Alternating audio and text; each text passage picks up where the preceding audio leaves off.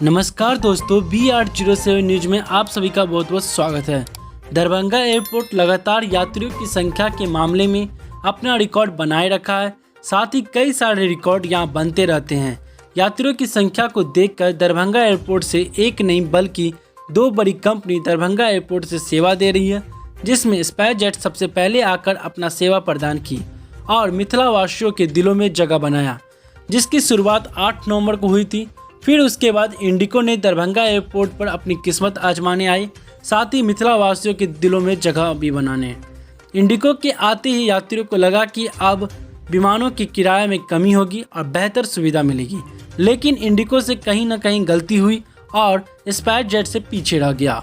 उन्होंने दूर की जगह नज़दीक सेवा देने के बारे में सोचा। उन्होंने कोलकाता शहर को चुना। उसका स्थिति अभी की बता दें, कोलकाता से दरभंगा के यात्री बहुत कम हैं, जिससे उन्हें परेशानियों का सामना करना पड़ता है और फ्लाइट कैंसिल भी होती रहती है। इन्हीं सब को देखते हुए एयर इंडिया फ़ायदा उठा सकता है।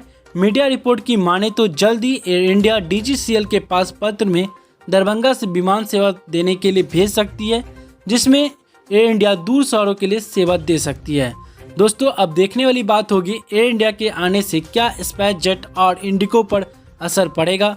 दोस्तों, आप अपना राय जरूर दें। अगर आप दरभंगा एयरपोर्ट से सफ़र करते हैं तो आप स्पाइसजेट, इंडिगो या एयर इंडिया से सफ़र करना पसंद करेंगे।